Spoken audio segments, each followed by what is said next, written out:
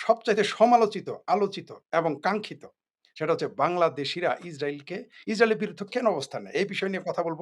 কারণ এতদিন আমরা অনেকের সাথে বলেছি, আমিও অনেকে স্টাডি করেছি। কিন্তু আমি যাকে আপনাদের সামনে বাংলাভাষী দর্শকদের উদ্দেশ্যে বলছি, বিশেষ করে সবচেয়ে আমি অনেককেই পেয়েছি যারা হিন্দিভাষী, উর্দুভাষী, তারপর আপনার অন্যান্য কোনো ইংরেজি ভাষার। কিন্তু বাংলা ভাষার কাউকে আমি আর বিশেষ করে বাংলাদেশী বংশোদ্ভূত এরকম পাওয়া আসলে একটা দুর্লভ। এটা আমার সৌভাগ্য আমি মনে করি। Thank you very much Sarjil Naser. আপনি আমাদের সাথে যুক্ত হয়েছেন। আমার পক্ষ থেকে এবং আমার দর্শকের পক্ষ থেকে, যারা আমাদের সমালোচক, আলোচক সবার পক্ষ থেকে আপনাকে আমার চ্যানেলে স্বাগতম।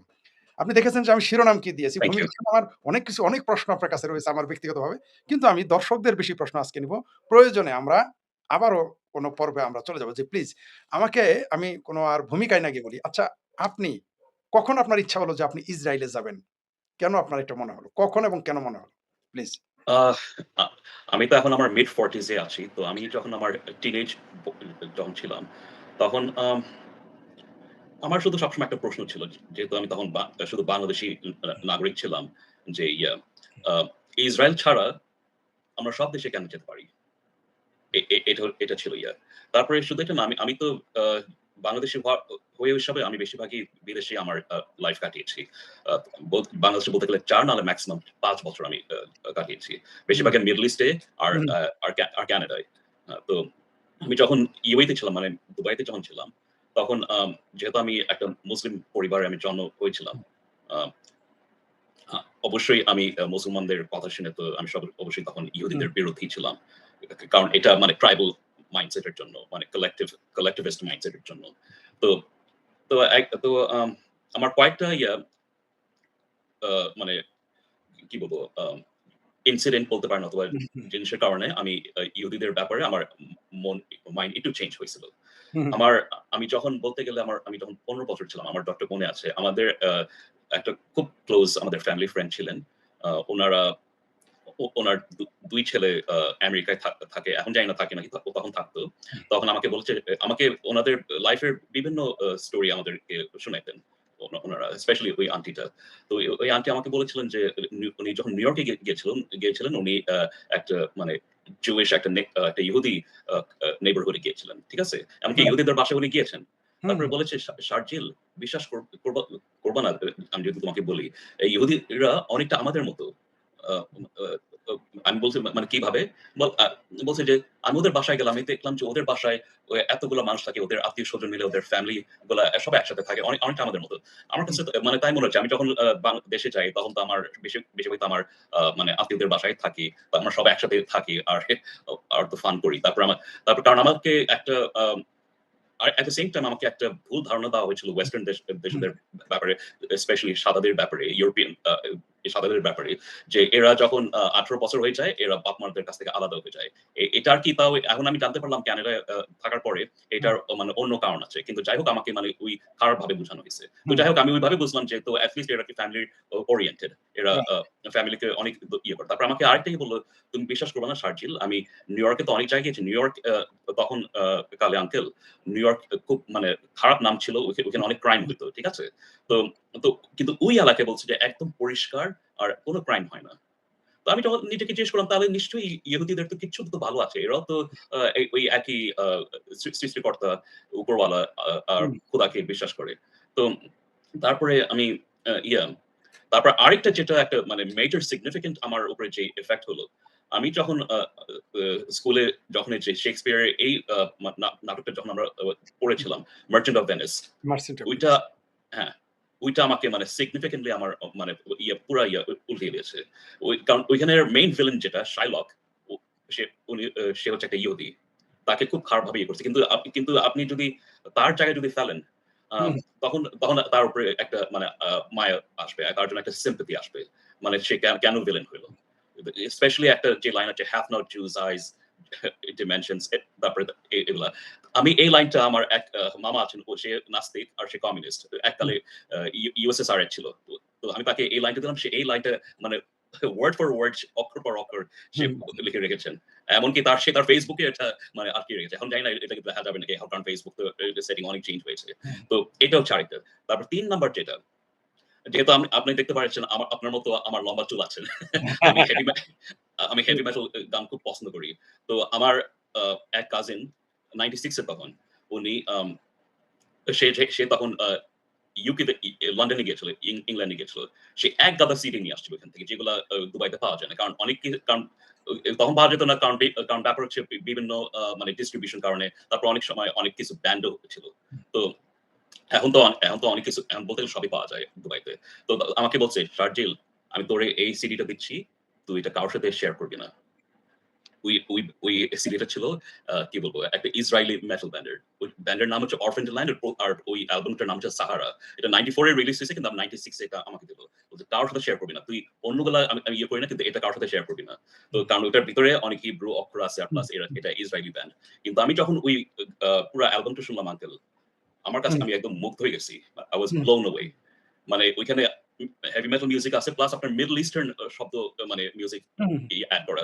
তারপরে লিরিক্স আপনার বাইবেল থেকে বা কি হিব্রু ভাষায়। আর এমনকি কোরআন শরীফ থেকেও কোট করেছে। ওইটা বলতে গেলে ওইটা ছিল আমার মানে introduction to Judaism as a culture, as poetry, as hmm, literature, as music. তো আমি একদম ইয়ে হয়ে গেলাম। যে আমি বললাম যে ইস! এরা যদি দুবাইতে যদি একদিন যদি আসতো মানে ব্যান্ড হয়ে যদি পারফর্ম করতে পারত, কি হতো? তখন তো ইব্রাহিম অ্যাকর্ড ছিল না। হুম, তো তো এ তো আম তো তারপরে আমি নিজেকেও জিজ্ঞেস করলাম যে ঠিক আছে মানে কোরআন শরীফে তারপর হাদিসে ইহুদিদের ব্যাপারে তো অনেক কিছু লেখা আছে। কিন্তু এর কি সব কি খারাপ হইতে পারে? কারণ আমাদের মধ্যেও তো ভালো খারাপ আছে। ওরা তো সব খারাপ হইতে পারে। এটা তো মানে এটা সেন্স বানায় না, তাই না? তো তাই জন্য আমি এই ব্যাপারে ওপেন ছিলাম। তারপরে আমি তো তারপরে আমি ফাস্ট ফরওয়ার্ড আমি 98 এ আমি কানাডায় আসলাম জুলাই মাসে। তারপরে আমি 2003 তে আমি কানাডিয়ান সিটিজেন হয়ে গেছি। আর কিন্তু আমার তখন নিজেকে বলা উচিত ছিল যে এই আমেরিকা না গিয়ে অথবা ইউরোপে না গিয়ে অথবা বাংলাদেশেও না গিয়ে হুম, ক্যানাডিয়ান পাসপোর্ট দিয়ে আমার ১ম যাওয়া উচিত ছিল ইসরায়েলে। কারণ রাইট। যেহেতু বাংলাদেশের পাসপোর্ট দিয়ে যেতে পারব না। হুম, কিন্তু আমি ইসরায়েলে গেলাম এই ডিসেম্বর মাসে ঠিক ৭ মাস ৭.৫ মাস আগে হুম। ১ সপ্তাহের জন্য। আর আমি গিয়েছিলাম একটা আ ডেলিগেশন এর সাথে, একটা মাল্টি ফেইথ ডেলিগেশন হিসাবে। আ তো এইটার ব্যাপারে যদি জানতে চান এটা এটা কেমনে হলো এই ব্যাপারে আমি শেয়ার করতে রাজি আছি এই গল্পটা। জি, প্লিজ বলেন, বলেন। আচ্ছা আপনাকে বলি দাঁড়ান জি, আঙ্কেল প্লিজ। আমি হ্যাঁ, আচ্ছা। সিউর। আপনি জানেন এখানে একটা বেশ ১ নামকরা সেকেন্ড একটা আপনাকে একটু ইন্টারাপ্ট করি। প্রিয় জি দর্শক, বলেন। অতিথি আমাদের মতো বাংলা না বলতে পারার কারণ, মানে আমাদের মতো করে কারণ তিনি দীর্ঘদিন যাবৎ তিনি ছোটবেলায় চলে গেছেন যার জন্য তার বাংলা উচ্চারণ আমাদের সাথে কিছু পার্থক্য। তিনি হচ্ছেন বাংলাদেশী কানাডিয়ান। আবারও বলি খুব ছোটবেলায় তিনি চলে গিয়েছেন কানাডাতে। তাই তার উচ্চারণটা এইরকম। আবার তার যখন ইংরেজি শুনবেন মনে হবে ঠিক ওইটাই মনে হবে যে আমাদের মতো ইংরেজি বলেন না। তিনি বিশুদ্ধ ইংরেজি বলেন। যাই হোক প্লিজ। আর আমি একটা জিনিস বলি প্রিয় দর্শক আজকে আমি অসুস্থ। আমাদের অতিথির কাছ থেকে আমরা শুনবো আমি অনেক লাইভ আজকে ক্যানসেল করেছি। কিন্তু এই যে আমাদের শারজিল সাহেবকে যে নিয়ে আসছি, উনাকে ১ সপ্তাহ আগে পাওয়া যাবে না। উনি ব্যস্ত মানুষ। তার জন্য আমি এটা অসুস্থ থাকার কারণে আপনাকে ধন্যবাদ যে আপনি আমাদের সাথে যুক্ত হয়েছেন। Please carry on. তো ঠিক আছে। তো আমি আম আমি আমি একটা বাংলিশ। তো প্লিজ আমাকে মাফ করে দিয়েন। হ্যাঁ, ক্ষমা আচ্ছা করবেন। তো ক্ষমার সুন্দর দৃষ্টিতে এনিওয়ে দেখবেন। তবে আপনার আচ্ছা মুখে বাংলা খারাপ শোনা যাচ্ছে না। Please carry on. Thank you. আচ্ছা তো এনিওয়ে ধন্যবাদ। তো আমি নভেম্বর আমি এখন আমার ফোনে আমার এই যে যেই দিন আমি কল হুম, করেছিলাম আমি এইখানে আসতেছি। তো আমি এক একজন বেশ নামকরা মানে রিফর্মিস্ট হুম, মুসলিম আছেন। উনার নাম হচ্ছে রাহিল রাজা। ঠিক আছে? উনি কানাডিয়ান, হুম, টরন্টোতে থাকে, পাকিস্তানি অরিজিন। উন আ আমার আমি আমি বাই দ্যা ওয়ে আমি হচ্ছি এক্স মুসলিম। আমি বাহাই ধর্মের ফলো করি। তো এনিওয়ে আমি মানে ইসলাম ছাড়ার পরেও বাহাই ধর্ম মানে হুম, অ্যাকসেপ্ট করার পরেও আমার এই মুসলিম রিফর্মারদের ব্যাপারে আমার সবসময় একটা সিম্পাথি ছিল আর সাপোর্টও করি। আমি সমর্থনও করি। হুম, হুম, কিন্তু আনফরচুনেটলি এদের ইয়া ইনিশিয়েটিভ গুলা মানে আনসাকসেসফুল হলো। মানে ভুয়া হলো। তো এনিওয়ে তো রাহিল রাজাকে আমি ঠিক নভেম্বর ৯ তারিখে আমি কল করেছিলাম। তো আমি উনি ফোন ধরেন নাই। আমি উনার ইয়েতে মেসেজ রাখলাম। তো তো ৪ দিন পরে ঠিক আ তার তে ঠিক ১৩ তারিখে তখন এটা হ্যাঁ, আ বৃহস্পতিবার ছিল ১৩ নভেম্বর। হুম, আমি তখন ঘুমাইছিলাম যেহেতু আমি নাইট ডিউটি করি। তো এই ১:৩০ টার দিকে আমাকে একটা মিস কল দিলেন। বলছে যে, "শার্জিল আমি তোমার মেসেজ আমি ঠিকমতো বুঝতে পারি নাই। তুমি হুম, যদি আমাকে কল ব্যাক করো তা তা ভালো হবে।" তো হুম, ঠিক আছে। তো আমি ঠিক ৪ ঘন্টার পরে ঠিক অ্যারাউন্ড ৫:৩০ টার দিকে আমি উনাকে কল করেছিলাম। তারপর উনাকে বললাম যে, ইয়া আ আম আ আ আমি আম আমি বাহাই, আমি এককালে মুসলমান ছিলাম। আমি অরিজিনালি ফ্রম বাংলাদেশী। হুম, কিন্তু আমি মুসলিম রিফর্মার দের ব্যাপারে আমার সবসময় আমি সাপোর্ট করি। কিন্তু আনফরচুনেটলি যারা ইসলাম থেকে যখন একবার বের হয়ে যায় ওদের অনেক নেগেটিভ কিছু বলতে হয়। কারণ ওদের যেহেতু খারাপ একটা অভিজ্ঞতা আছে, এক্সপেরিয়েন্স আছে। হুম, আমার একটা ডিফারেন্ট একটা টেক আছে এটার ব্যাপারে। তো বলছে যে আ আম আমাকে বলছে আমি খুবই মানে কিউরিয়াস মানে তোমার কি বলার আছে? কারণ আমি কিন্তু আনফরচুনেটলি আমি এখন খুব বেশ বিজি বিভিন্ন প্রজেক্টে তো এখন আমার ইয়ে করতে পারব না। কিন্তু যখনই সময় হবে আমি আমরা একসাথে বসে আ ডিসকাস করতে পারি। আমরা একটা কফি হুম, প্লেসে যেতে পারি অথবা তুমি আমার বাসায় আসতে পারো যেখানে তোমার কাছে কমফোর্টেবল লাগে। তো ঠিক আছে। এই হলো ইয়া। তারপর ঠিক ৩ মিনিট পরে হুম, আমাকে আ আমাকে কল করেছিলেন। তারপরে আ আমি ইয়া আমাকে বললেন যে আ শারজিল আমার হাসব্যান্ড তোমার না কল করেছিলেন তারপরে আমি না সরি এটা আমি একটাই বলি। ৫:৩০ টার দিকে আমি কল করেছিলাম তখন মিস হলো। পরে ঠিক আমাকে ৩ মিনিট পর আমাকে কল ব্যাক করলেন। ঠিক আছে? হুম, আমাকে আমি দেখে বলতেছি। সরি দর্শক আমার এই মিস্টেক এর জন্য। তারপর ঠিক ৬ টা তারপরে ওইটা প্রায় ৮ মিনিটের মতো কথা হলো। তারপর ঠিক আমাকে ০.৫ ঘন্টা পরে ৬:০৭ এ আমাকে কল ব্যাক করলেন রাহিল রাজা আন্টি। আমাকে বললেন যে, "শারজিল আমার হাসব্যান্ড তোমার সাথে কথা বলতে চায়।" তখন আমি একটু ঘাবড়ে গেছি মানে মানে কেন? তো আমাকে বলল আমাকে তো সোহেল রাজা হচ্ছে উনার নাম। হুম, আমাকে জিজ্ঞেস করলেন। উনিও কিন্তু রিফর্মিস্ট মুসলিম। আ রাহিল আন্টির মতো। তো আমাকে জিজ্ঞেস করল, "তুমি রাহিলকে কেমনে চিনো?" বল বল বললেন যে আমি বললাম যে, "আমি উনার অনেক ভিডিও দেখেছি, উনার আর্টিকেল পড়েছি। তো তাই আর উনার কথা আমার খুব ভালো লাগে আর আমি সাপোর্ট ও করি।" তো তারপর আমাকে একটা প্রশ্ন করল, তোমার ইসরায়েলের ব্যাপারে তোমার কি হুম, ওপিনিয়ন? কি ধারণা?" হুম, তো আমি বলছি, "আমি আমি by the way I'm pro Israel কিন্তু at the same time আমি প্যালেস্টিনিয়ানদের ব্যাপারেও sympathetic হুম, আ আ স্পেশালি যারা innocent যারা এই কনফ্লিক্ট এর সাথে কোন ইয়ে নাই। জড়িত তারপর নাই। আমাকে বলল হ্যাঁ, তো আমাকে তারপর উনি জিজ্ঞেস করলেন, "তুমি আমাদের সাথে ইসরায়েলে যাবা?" হুম, হুম, হুম। ইন্টারেস্টিং। আমি যখন এটা শুনলাম আঙ্কেল আমি তো একদম মানে কি বলব? It was too good to be true. True আমি তো হ্যাঁ। বলছি আ আমি বললাম যে, "এটা খুবই সাডেন তো আমাকে একটা মানে একটা উত্তর দিতে।" বলে, "ডোন্ট ওয়ারি তোমার কোন পয়সা দিতে হবে না। তোমার কিচ্ছু ইয়ে করতে হবে না। শুধু তোমার পাসপোর্ট কপি দাও ব্যাস।" হুম, হুম, তো আমাকে বলছে, আমাকে ২৪ ঘন্টা সময় দেন। আমি তারপরে জানাবো না। তো পরের দিন শুক্রবার ১৪ নভেম্বর হুম, আ ১০ প্রায় ৬টা বাজার ১০ মিনিট আগে আমি ওনাকে কল করলাম। হ্যাঁ, আমি বললাম, রাহিল আন্টি আমি আঙ্কেলের সাথে কথা বলতে পারি?" বলে, হুম, "হ্যাঁ, সিউর, সিউর।" শিওর, হুম, তারপরে আমাকে বলল যে, "হ্যাঁ, আমি আমি রাজি। কিন্তু আমি জানতে চাই এই ট্রিপের নেচার টা কি? মানে আমরা কোথায় যাবো? কিসের জন্য যাবো?" বলে কি, "এটা আমরাও জানি না। এটা আমরা ঐদিন জানতে পারলাম।" হুম, হুম, তো ইন্টারেস্টিং। ঠিক আছে। তো ঠিক আছে। আমি আমার আমাকে ইমেইল অ্যাড্রেস দেন। আমি এখনই পাঠাচ্ছি আমার ইয়া। তো তারপরে আমার মাকেও জানাই দিলাম যে আমি বাই দ্যা ওয়ে আ হুম, আমি আমি এগ্রি করছি আমি যাবো। হুম, উনি শুনে এত খুশি হয় নাই। বাই দ্যা ওয়ে আমার আমার আমি হচ্ছে একমাত্র বাহাই আমার ফ্যামিলিতে আর আমার ভাই। আত্মীয়স্বজনদের মধ্যে। তো এনিওয়ে আমাকে পরে কি হলো? পরে ও তো পরে আমি ইমেইল করে পাঠাইলাম আমার পাসপোর্ট কপি। তো ঠিক ৩ দিন পরে ১৭ নভেম্বর মানডেতে আমি তখন ঘুমাইছিলাম। রাহিল আন্টি আমাকে কল করেছিলেন। জি। বলে যে, "ও শার্জিল তোমাকে ওই ইসরায়েল কনসুলেট থেকে ওই পিআর ডিরেক্টর যে আছে জেসিকা তোমাকে খুঁজতেছে।" হ্যাঁ, হুম, বলছি আমি দেখলাম আমার মিস কলে হুম, যে একটা রাখলাম। আমি এখনই তাকে ফোন করতেছি। হুম, তো আমাকে বলল যে, তোমাকে আমি একটা ইমেইল পাঠাবো। কারণ এখন আনফরচুনেটলি এখন ইসরায়েলে যাওয়ার জন্য আপনার এই ETA এর জন্য করতে হবে। যাদের ভিসা লাগে না, হ্যাঁ, এখন হ্যাঁ, এটার এই মানে ট্রাভেল ইলেকট্রনিক ট্রাভেল অথরাইজেশন আপনার লাগে। তো হুম, আমাকে ইমেইল করলো। তারপরে ইমেইল লিংকটা দিলাম। হুম, তারপরে ওই আহ ঠিক ২:৩০ টার সময় আমি আমার করলাম, আমার সব ডিটেইলস দিলাম। তারপরে ঠিক within few minutes আমাকে কয়েক মিনিটের মধ্যে আমাকে জানা গেল যে আমার এটা অ্যাপ্রুভ হইছে। অ্যাপ্রুভ আমি হইছে। তো হ্যাঁ, আমি সাথে জেসিকাকে জানাই দিলাম। হুম, তারপরে রাহিল আন্টিকেও জানাই দিলাম। কারণ কারণ ব্যাপার হচ্ছে মেইন ভয় ছিল যে যেহেতু আমার জন্ম বাংলাদেশে তো তাই হুম, জন্য এটা নিয়ে একটু ছিল। তো এটা হচ্ছে এই হলো কাহিনী। কিন্তু আমি আরেকটা জিনিস এড করতে চাই আঙ্কেল। এটা সত্যি যে আমার তখন আমি একটা মুসলিম হিসাবে কিন্তু আমি প্রো ইসরায়েল ছিলাম।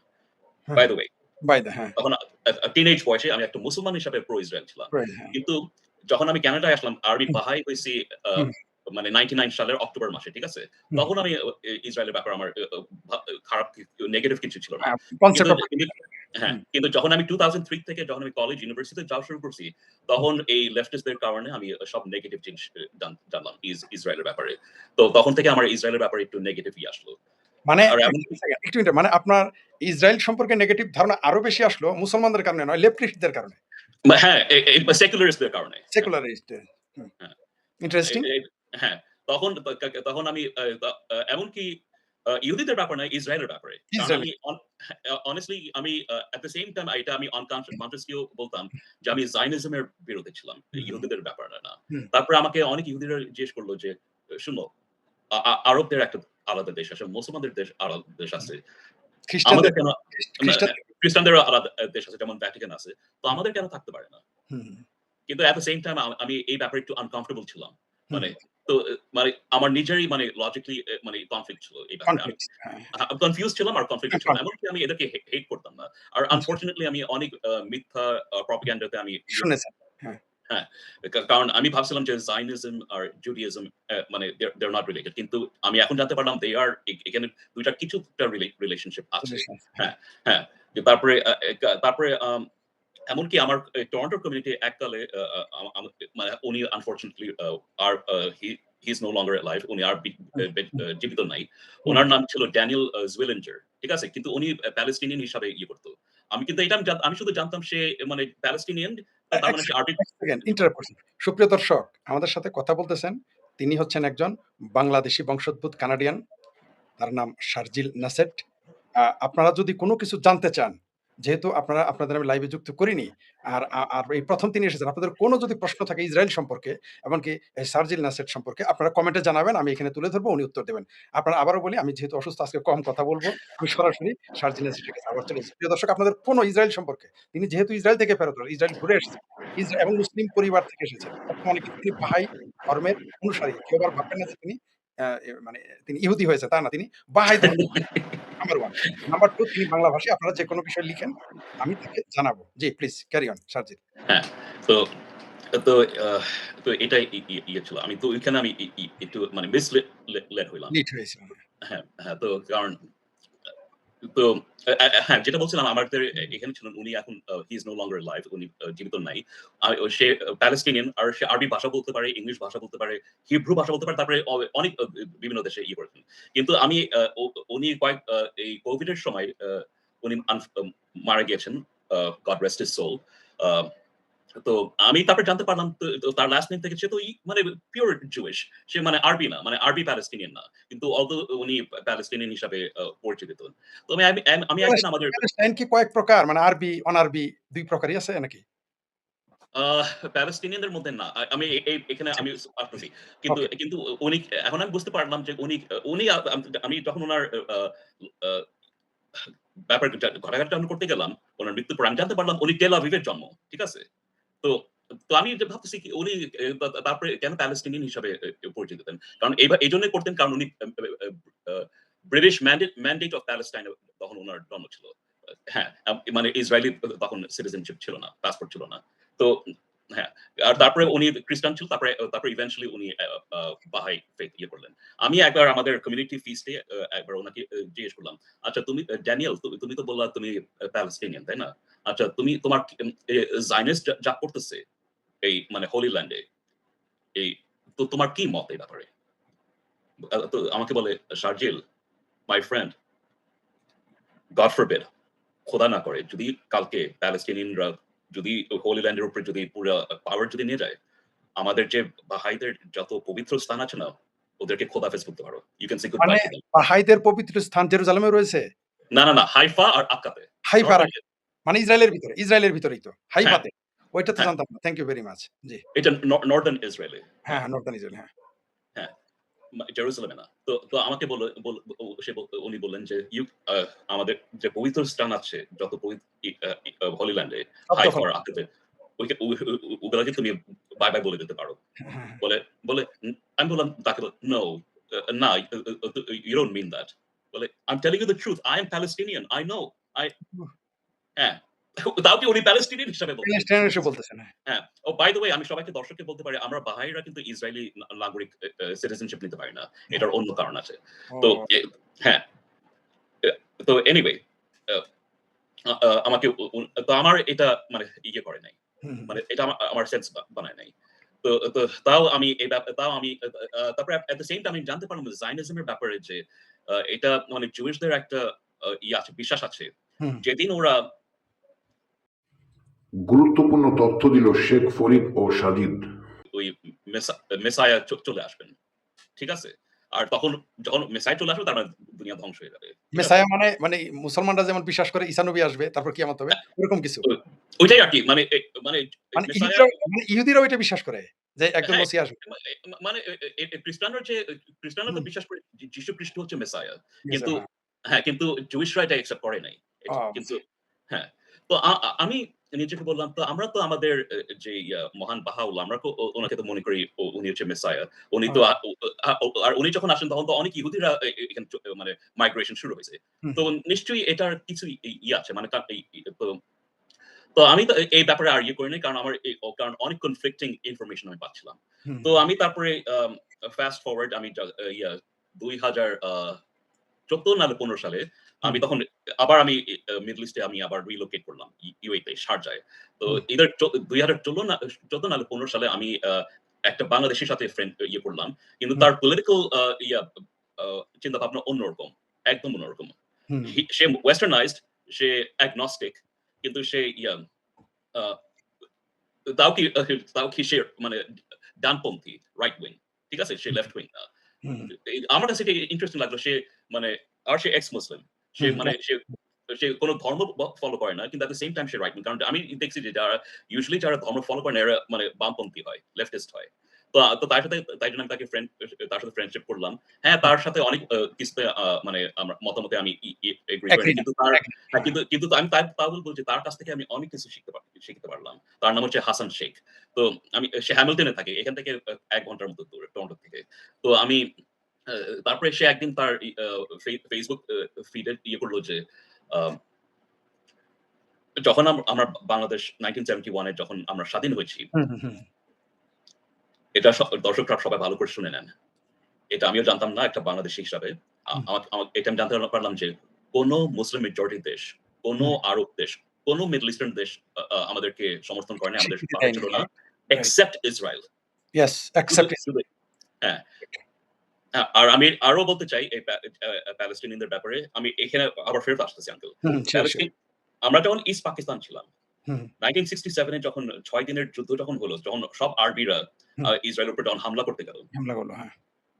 তখন কি এখানে আমাদের ইস্ট পাকিস্তান থেকে একটা বাঙালি আ হুম, সাইফুল আজম নামে হুম, হুম। মানে ফাইটার জেট দিয়ে গেল। তাকে প্যালেস্টিনিয়ানদের জন্য ফাইট করতে গেল।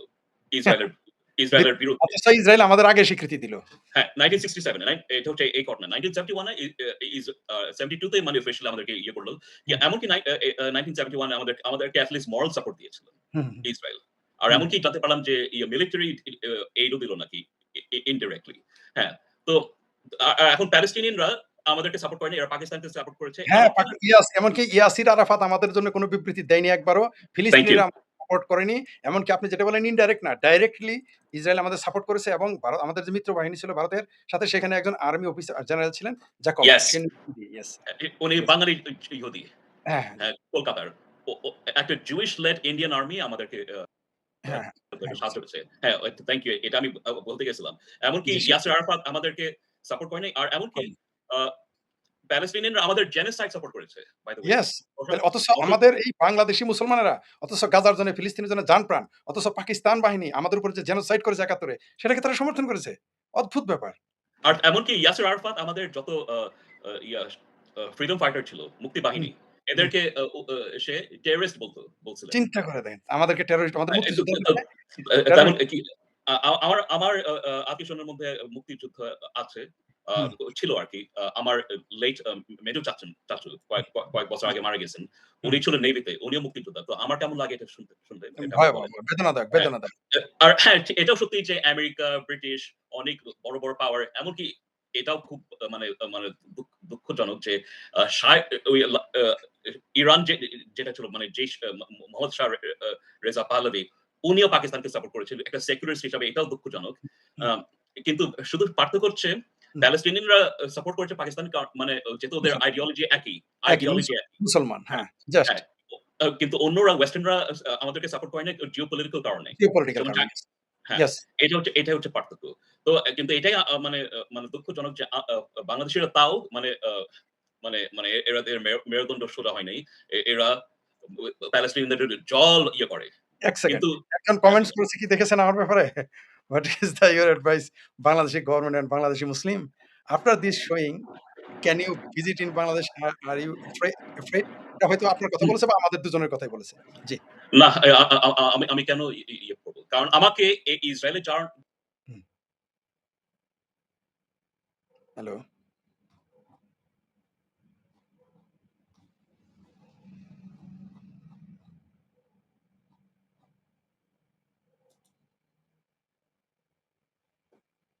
সুপ্রিয় দর্শক সম্ভবত তিনি আমাকে আচ্ছা হ্যাঁ, লাইন চলে গেল। হ্যাঁ, জি, জি। আমি যেটা বলতেছিলাম আঙ্কেল হুম, আ আ জানি না আমি বলছিলাম যে আমার ভয় নেই কারণ আমাকে ইসরায়েলের দাওয়াত যাওয়ার জন্য এক মুসলমান ইয়ে করেছে। হুম, হুম, কোন বাহাই করে না। আমি হুম, আমি কেন ইয়ে করব?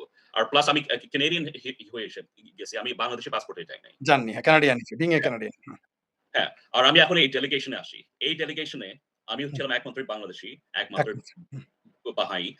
আর এখানে ১২ জন ছিল ইনক্লুডিং মাইসেলফ। আ হুম। ও ও ওইখানে ৫ জন মুসলমান ছিল সব পাকিস্তানি অরিজিন। ইন্টারেস্টিং। পাকিস্তানি হ্যাঁ, ৫ জন ছিল পাকিস্তানি সে আপনার সাথে ইসরায়েলে গেছে। ইন্টারেস্টিং। হ্যাঁ, হ্যাঁ, আমরা সবাই একসাথে গিয়েছি। হ্যাঁ, তারপর ওইখানে একটা ২ জন একটা ব্রাজিলিয়ান কাপল ছিল।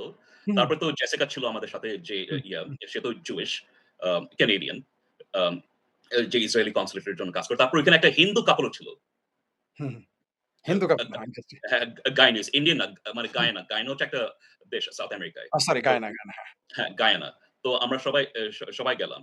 আমরা এখন এখন আমরা কোথায় গেলাম? আমরা তো ১ম ২ দিন আমরা জেরুজালেমে গেলাম। হুম, এমনকি 2nd ডে তে আমরা ওয়েস্ট ব্যাংকেও গিয়েছিলাম। তাই নাকি? তাও কি একটা ইসরায়েলি মানে একটা জুইশ সেটেলমেন্ট এ যেখানে ইহুদিরা আর হুম, ফিলিস্তিনিরা একসাথে কাজ করছে। তাই কেমনে নাকি? হ্যাঁ। আচ্ছা ইন্টারেস্টিং। আমরা তো জানি এরা সারাদিন মারামারি করার কথা। কিন্তু এরা একসাথে কাজ করে। অথচ আমরা তো জানি আচ্ছা, না। এটা একটু আচ্ছা, বলেন। আচ্ছা আপনি বলি। কারণ ওয়েস্ট ব্যাংকের ঘটনা হচ্ছে ৩ টা এরিয়া আছে। এরিয়া A, B আর C। হুম, তো হুম, তো হ্যাঁ, তো এরিয়া A তে কিন্তু কোন ই ই ই ইসরায়েলিরা যেতে পারে না। ওইখানে গেলে মানে একদম নিষেধ। তাই নাকি? Area B a area A হচ্ছে পুরা এই যে প্যালেস্টিনিয়ান অথরিটির হুম, আন্ডারে কন্ট্রোলে। হুম, হুম, এরিয়া বি হচ্ছে ২ জনের মানে ইসরায়েলি গভর্নমেন্ট আর প্যালেস্টাইনিয়ান অথরিটি একসাথে কাজ করে। ওইখানে আমি যতটুকু জানি ওইখানেও ইসরায়েলিরা যায় না। হুম, হ্যাঁ, কিন্তু এরিয়া সি যেখানে ইসরায়েলিদের মানে ইয়ে করে এটা সব অসলো অ্যাকর্ড এর হুম, মানে আন্ডারে। তো হুম, ওইখানে ইয়ে করে।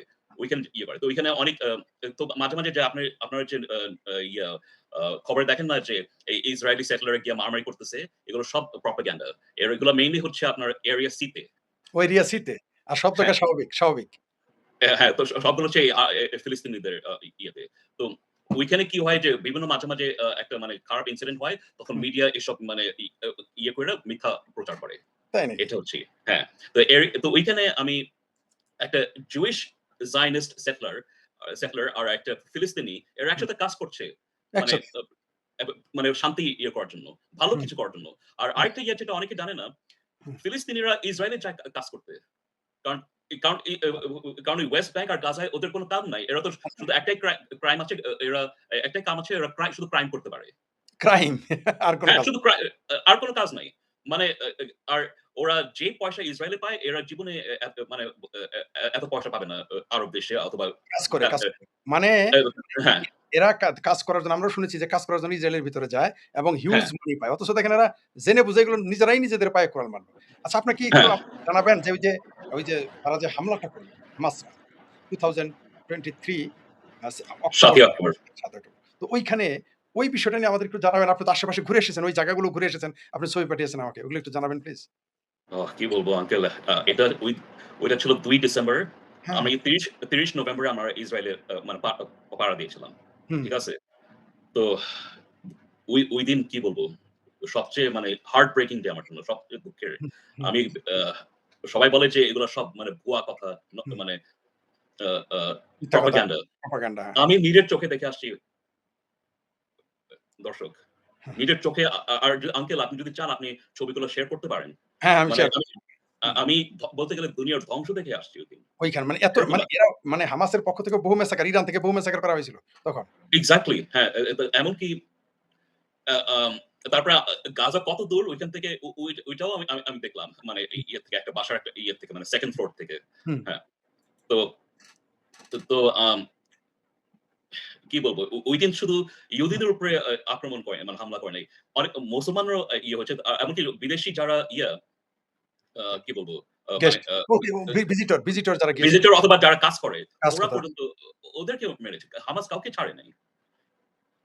হামাস না, যে এরা আমরা আমরা দেখি যে ওইখানে ১৮-১৯ নাকি ১৮-২০% মুসলমান রয়েছে। এটা তো আমরা বাংলাদেশে বিশ্বাসই করাইতে পারি না। মানে ইসরায়েলে হ্যাঁ, হ্যাঁ, ইজ 20% আ আ আ নিরাপদ। মানে মানে মানে কি বলবো? আরবি মানে আরব সিটিজেন মানে এরা ফিলিস্তিনি না। হ্যাঁ, আরব সিটিজেন তাই নাকি? ইসরায়েলের। ইসরায়েলে আর থাকে।